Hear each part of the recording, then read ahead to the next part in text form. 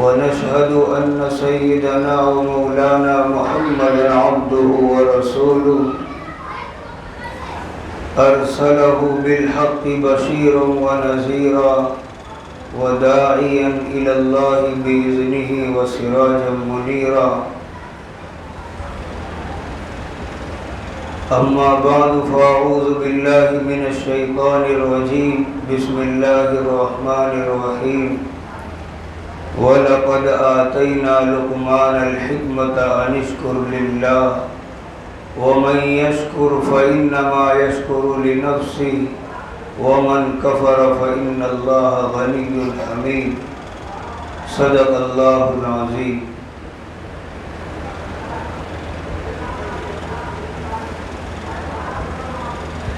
میرے محترم بزرگوں،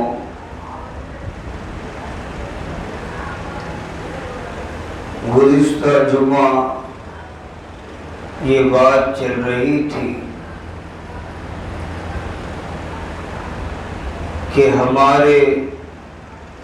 جو اقارب، رشتہ دار، ہمارے دوست و احباب، ہمارے خاندان والوں میں سے اس دنیا سے رخصت ہو چکے ہیں،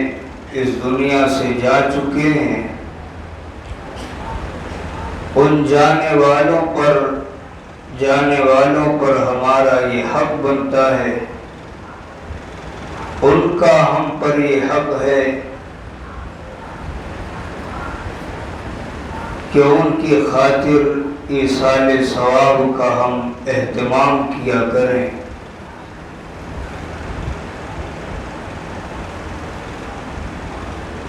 اس لیے کہ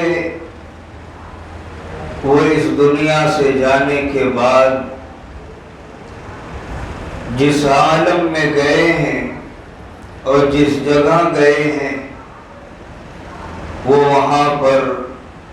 تنہا بے یار و مددگار ہیں.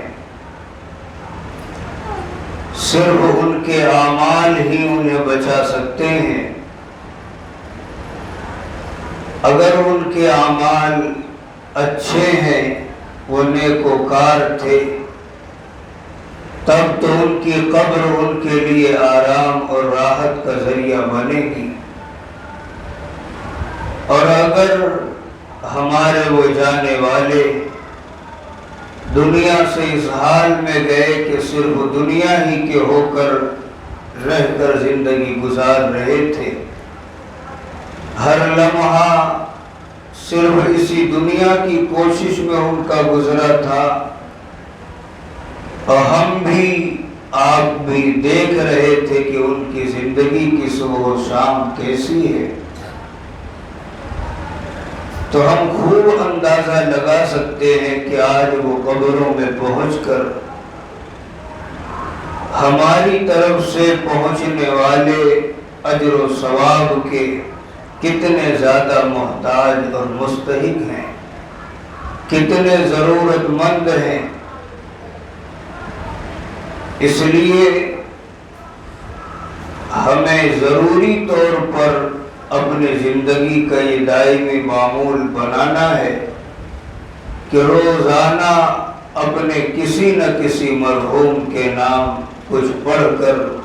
کچھ مال صدقہ کر کے ان کے نام ایصال ثواب کریں.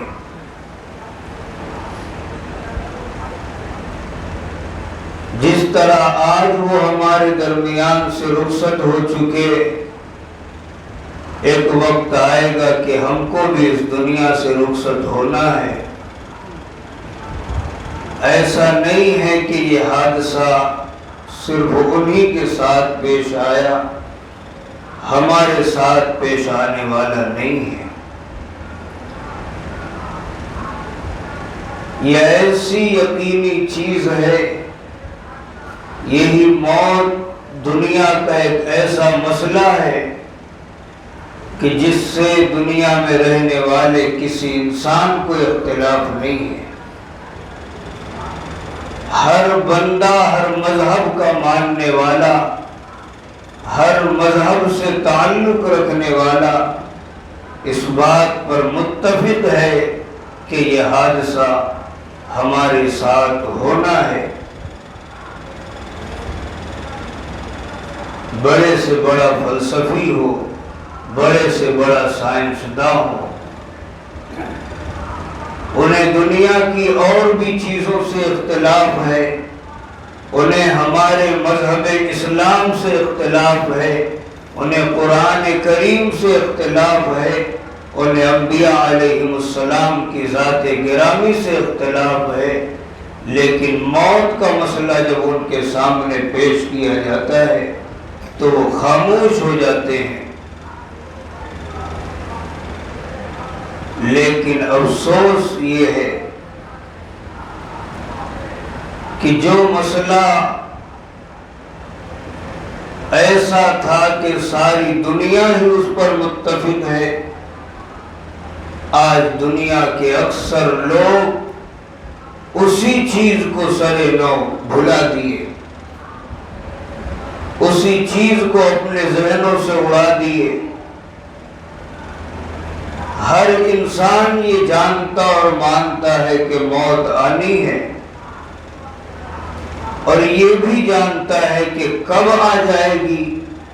کچھ کہا نہیں جا سکتا، لیکن اس سے غافل ہے،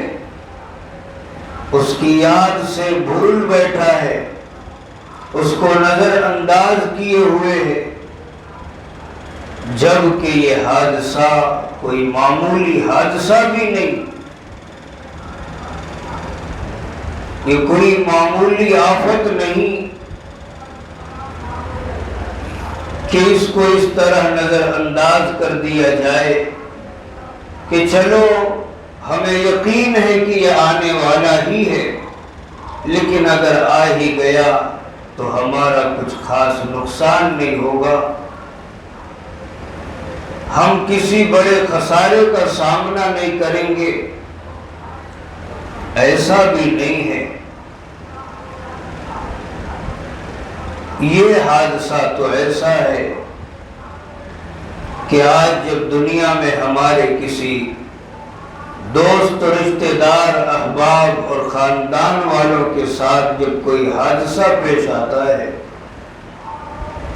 یا جب کہیں کوئی سفر پر جاتا ہے یا کسی اور جگہ جاتا ہے کہ ہماری نظروں سے اوجھل ہو گیا ہوتا ہے، ہمیں انتظار ہوتا ہے، ہمیں دن اور تاریخ معلوم ہوتی ہے کہ ہاں فلاں بندہ آج ہمارے درمیان سے جو غائب ہے وہ فلاں تاریخ کو آئے گا، وہ فلاں دن کو آئے گا، وہ فلاں وقت آئے گا، وہ فلاں جگہ موجود ہے۔ لیکن ایک وہ بندہ جس کے ساتھ موت کا حادثہ پیش آ جائے، یہ وہ بندہ ہے کہ جس کے بارے میں ہم دوبارہ کبھی نہیں کہتے کہ اب وہ پرسوں آ جائے گا، وہ ایک مہینے کے بعد آ جائے گا۔ ہم کبھی، ہمارے ذہن میں تو یہ تصور بھی نہیں بھٹکتا کہ اگر ہمارا باپ دنیا سے رخصت ہو گیا تو ہم آپس میں بیٹھ کر یہ کہہ کر تسلی لے لیں اور گھر والوں کو دے دیں کہ گھبراؤ نہیں، کچھ دنوں کے بعد واپس آ جائیں گے۔ میرے محترم بزرگوں، افسوس، صد افسوس ہے اس پر کہ جو حادثہ ہر بندے مومن کے ساتھ اور غیر مومن کے ساتھ پیش آنے والا ہے، اور یہ کوئی معمولی حادثہ بھی نہیں ہے کہ جس کے پیش آنے کے بعد انسان کو خسارے کا سامنا نہ کرنا پڑے،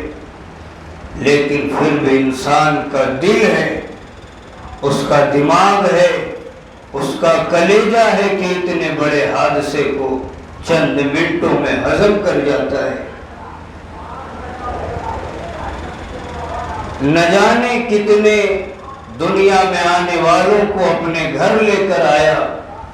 کتنے جانے والوں کو اپنے ہاتھوں سے دفن کر کے آیا، کتنوں کو کندھا دیا، کتنے کے جنازوں کی تیاریاں اس نے خود کفیل بن کر کی، لیکن افسوس ہے کہ چند منٹوں اور چند گھنٹوں میں بھول جاتا ہے کہ یہ حادثہ صرف اسی کے ساتھ ہونا تھا، ہمارے ساتھ نہیں ہونے والا ہے۔ میرے محترم بزرگوں، ہمیں چاہیے کہ اپنی موت کو یاد کریں، زبردستی یاد کریں، اپنی صبح و شام کا کوئی وقت نکال کر معمول بنائیں، اس میں تنے تنہا صرف اپنی موت کو یاد کریں، دنیا کی کوئی چیز یاد نہ آئے۔ اگر یہ ہم کر لیں شاید ہمارے لیے کچھ کامیابی کی ضمانت ہو جائے، اور اگر ہم نے اپنی موت کو یاد نہیں کیا، ہم نے اس سے نظر اندازی کی، اس سے اوجھل ہو کر زندگی گزاری، تو ٹھیک ہے آپ مت یاد کیجئے۔ موت تو ہر انسان کو حدیث پاک میں آتا ہے روزانہ 70 بار اسے یاد کرتی ہے، اس کی قبر روزانہ اسے 70 بار دن میں یاد کرتی ہے۔ آپ چاہے یاد نہ کرو، وہ پکار کر ہر صاحب قبر سے اس کی قبر پکار کر کہتی ہے انا بیت الوحدہ، میں تنہائی کا گھر ہوں۔ آج دنیا میں تم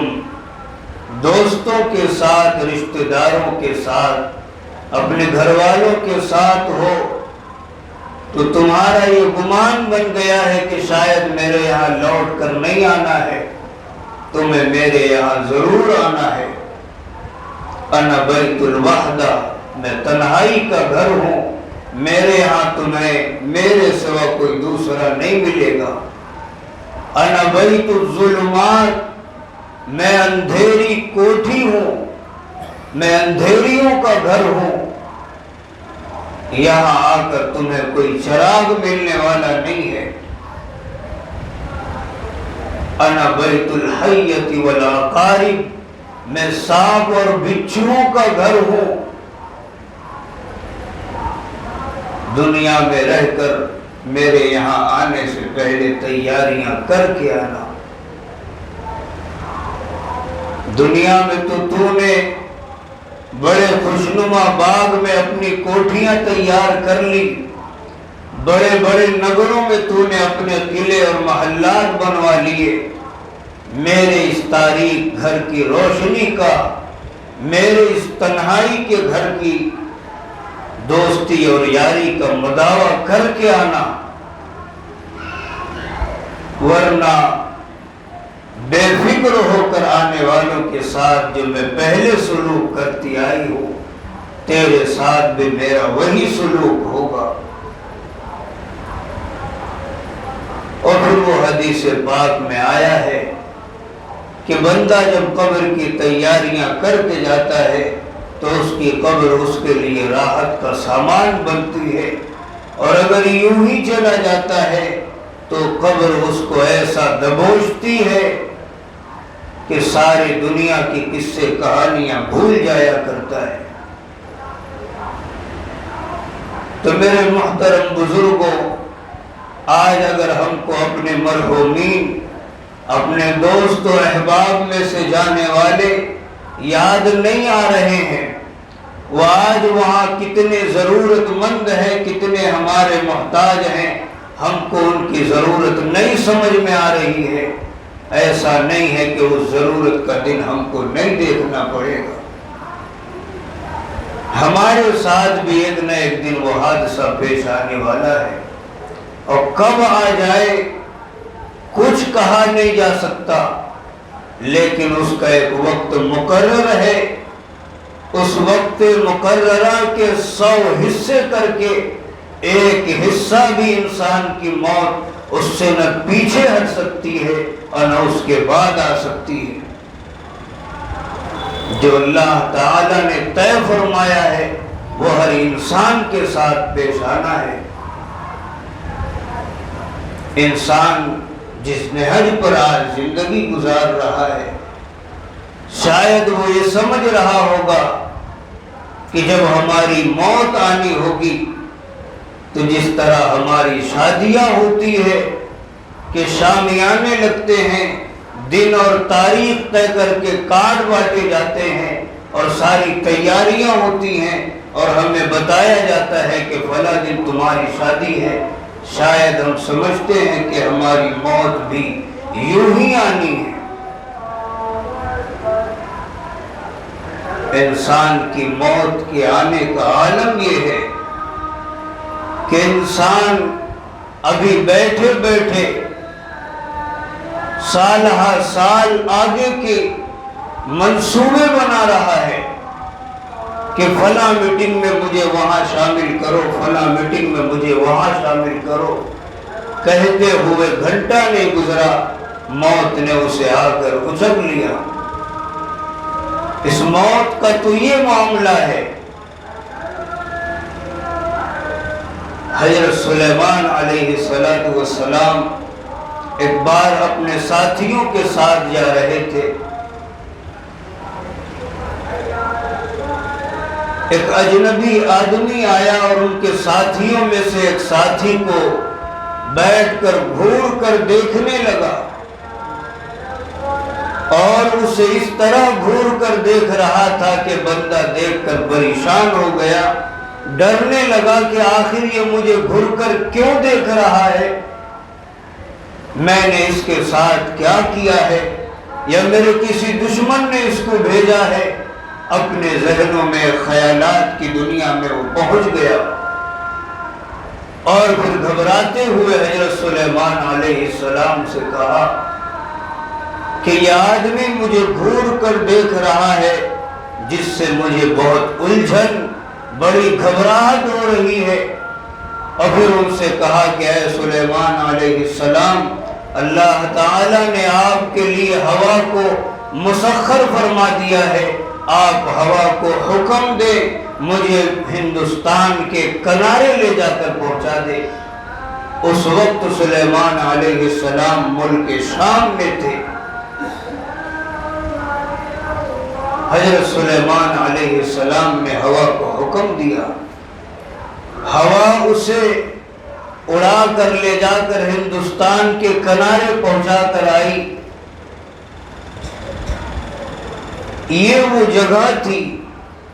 کہ اللہ تعالیٰ نے اس جگہ پر اس کی موت کے، اس کی روح کے قبض کرنے کی جگہ متعین فرمائی تھی۔ دوسرے دن جب وہی بندہ پھر حضرت سلیمان علیہ السلام کے پاس آیا تو انہوں نے اس سے پوچھا کہ بھائی تم کل بھی میرے پاس آئے تھے اور میرے ایک ساتھی کو لے کر گئے اور تم آئے تو اسے اتنا گھور کر دیکھ رہے تھے، آخر ماجرا کیا ہے، یہ معاملہ تم نے کیوں کیا؟ سلیمان تو انہوں نے کہا کہ میں ملک الموت ہوں، میں فرشتہ ہوں، مجھے حکم تھا کہ میں اس بندے کی روح ہندوستان کے فلاں جگہ پر قبض کروں، اور میں اسے یہاں دیکھ کر حیرت میں تھا، اس لیے میں اس کو گھور رہا تھا کہ تیری روح مجھے وہاں قبض کرنی ہے اور تو یہاں کیوں موجود ہے؟ تو میرے محترم بزرگوں، انسان چاہے دنیا میں اپنی موت کو کتنا بھی بھلا دے اور اس کو پیچھے چھوڑ کر چاہے لاکھ منصوبے بنا لے، اس کے بنانے سے کوئی منصوبہ اپنی منزل تک پہنچ نہیں سکتا۔ یہ منصوبے اس کے اپنے بنائے ہیں اور موت کا وقت مقرر اللہ تعالیٰ نے کیا ہے۔ ہم نے حمد و صلات کے بعد جو آیت کریمہ پڑھی تھی، اللہ تعالیٰ نے اپنے اس میں اپنے ایک محبوب بندے حضرت لقمان علیہ السلام کی نصیحت کا ذکر فرمایا، اور پھر اس آیت کی تفسیر میں صاحبان الہند حضرت احمد سعید رحمت اللہ علیہ نے حضرت لقمان علیہ السلام کا ایک قول نقل فرمایا کہ حضرت لقمان علیہ السلام نے فرمایا کہ میں نے تقریباً 4000 پیغمبروں کی خدمت کی ہے، 4000 پیغمبروں کی میں نے صحبت پائی ہے، ان سارے بزرگوں کی خدمت کا اور اتنے لمبے عرصے ان کی صحبت میں رہ کر جو کچھ میں نے حاصل کیا ہے، جو تعلیم میں نے پائی ہے، وہ سب کے سب کا 8 چیزیں ہیں جو اس کا خلاصہ ہے۔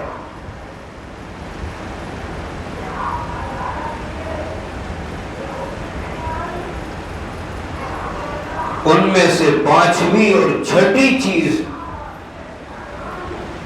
فرمایا کہ تم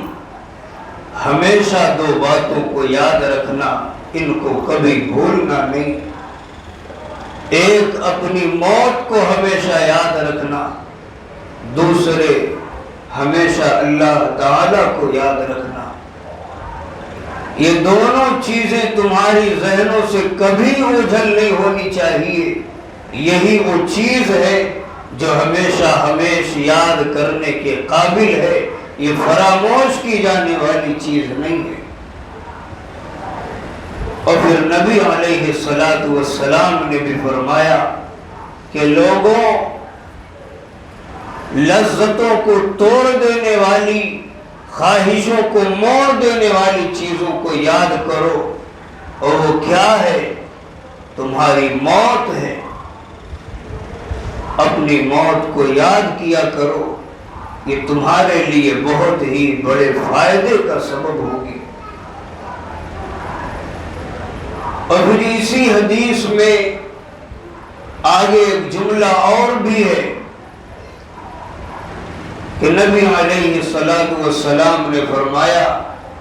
اگر کوئی بندہ مالدار ہے، مال کی فراوانی اور بہتات اس کے پاس ہے، مالداری اور مال کی فراوانی کی حالت میں اگر وہ اپنی موت کو یاد کرتا ہے تو یہ اس کا مال اس کی نگاہ میں اس وقت کم دکھائی دے گا۔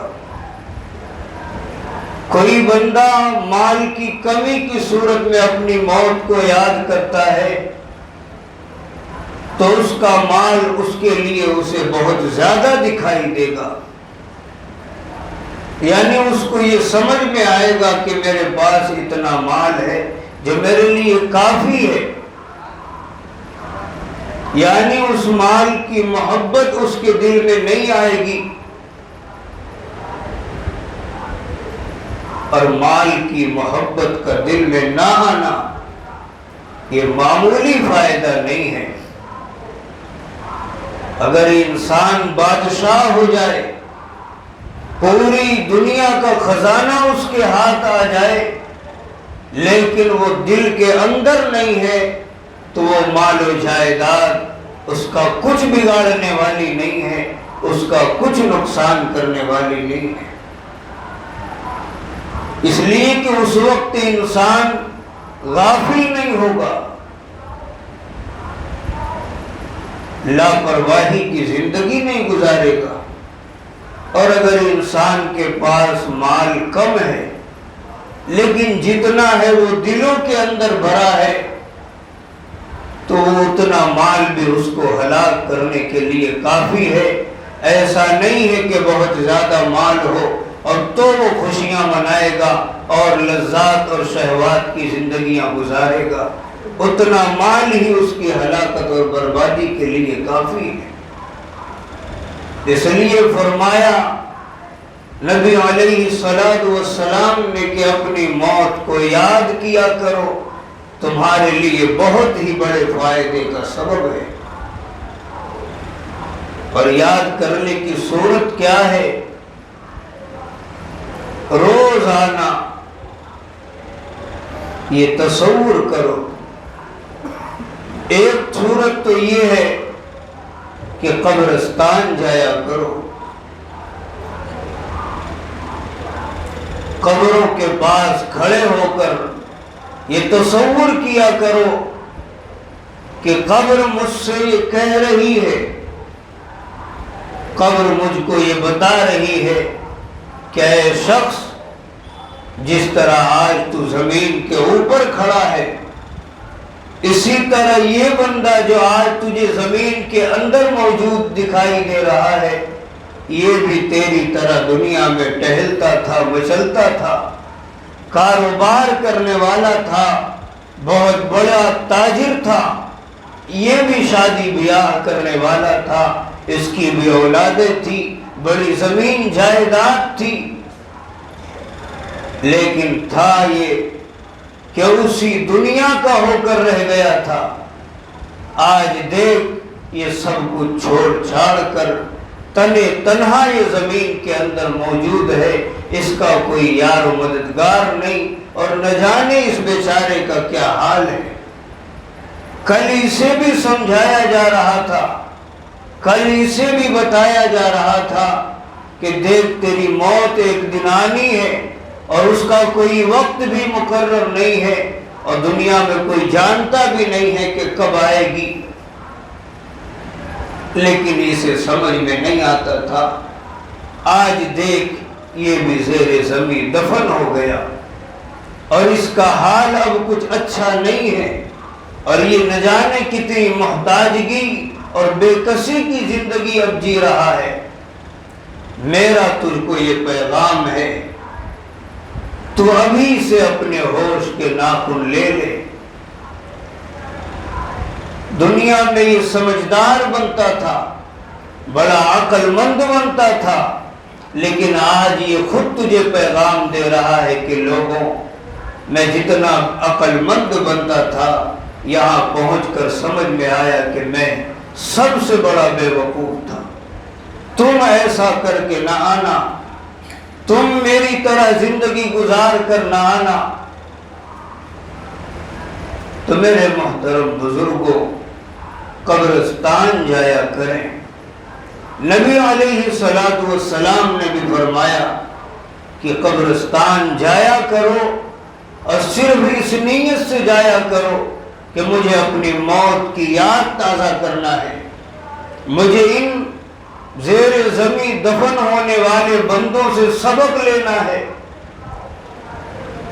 مجھے اپنی آخرت کی زندگی کو یاد کرنا ہے۔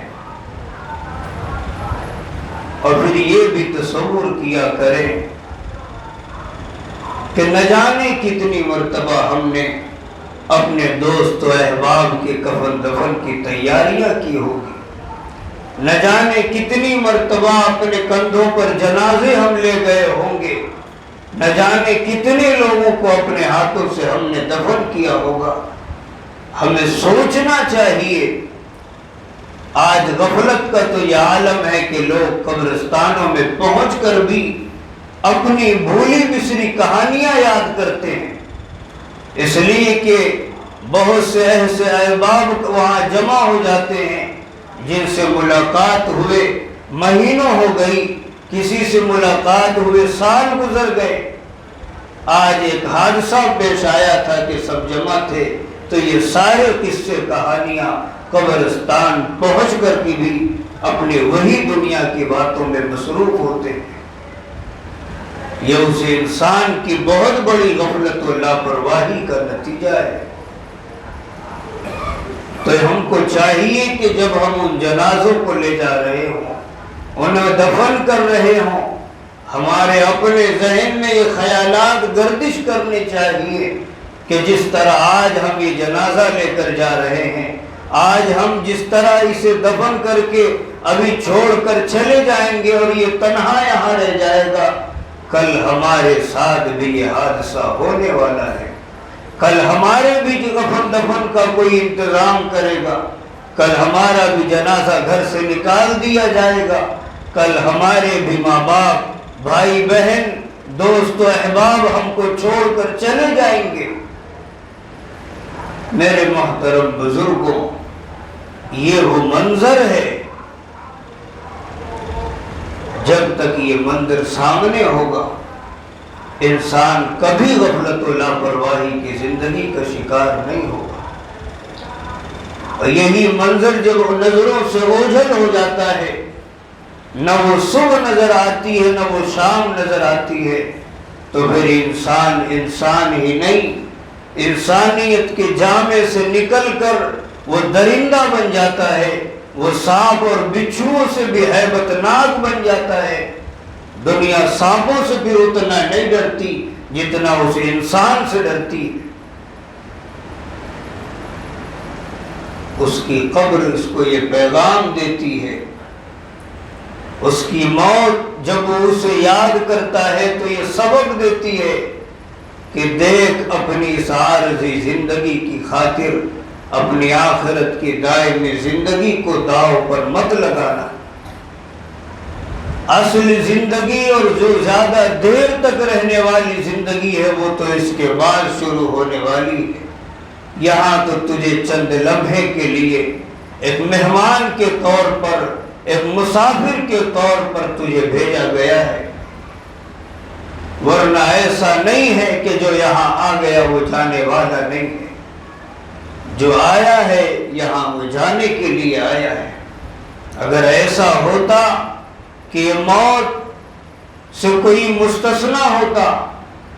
کوئی ہوتا جسے دنیا میں موت کا شکار نہیں کیا جاتا، تو انبیاء علیہ السلام کی ہستی تھی کہ انہیں اس دنیا میں باقی رکھا جاتا۔ سید الانبیاء جناب محمد رسول اللہ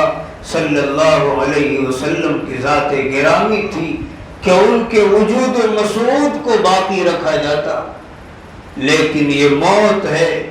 اس نے نہ کسی امیر کو چھوڑا نہ کسی غریب کو چھوڑا، نہ اس نے کسی شاہ کو چھوڑا نہ کسی فقیر کو چھوڑا، نہ کسی نبی کو چھوڑا نہ کسی ولی کو چھوڑا، نہ کسی پہلوان کو چھوڑا نہ کسی کمزور کو چھوڑا۔ کوئی بھی نہیں ہے جو اس سے ٹکرانے کی صلاحیت رکھتا ہو۔ میرے محترم بزرگوں، ہم کو چاہیے کہ روزانہ اپنی زندگی کا معمول بنائیں، اپنے دن کے آخری وقت میں یا صبح اٹھتے ہیں اس وقت میں بیٹھ کر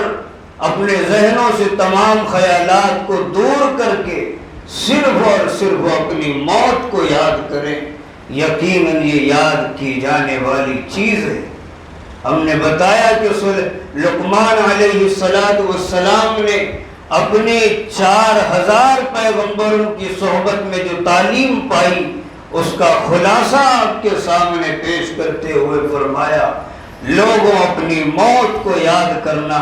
یہ ایسی چیز نہیں ہے کہ اس کو بھلا کر تم دنیا میں زندگی گزارو۔ امام غزالی رحمت اللہ علیہ فرماتے ہیں، لوگوں ہم دیکھتے ہیں کہ تم اپنے کام کاج میں مشغول ہو، ہم دیکھ رہے ہیں کہ تم شادی بیاہ میں مشغول ہو،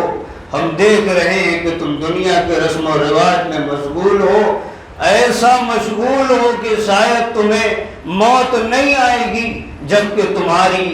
کفن دفن کا کپڑا بازاروں میں آ چکا ہے،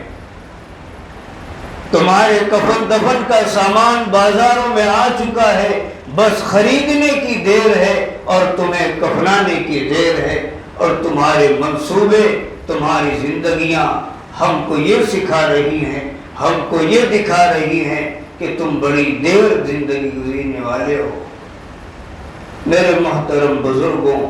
ہم کو چاہیے کہ اپنی موت کو یاد کریں اور اس دنیا میں رہ کر اپنی آنے والی زندگی کی تیاری کریں۔ اللہ تعالیٰ سے دعا کریں، اللہ ہمیں کہنے سننے سے زیادہ عمل کی توفیق عطا فرمائے۔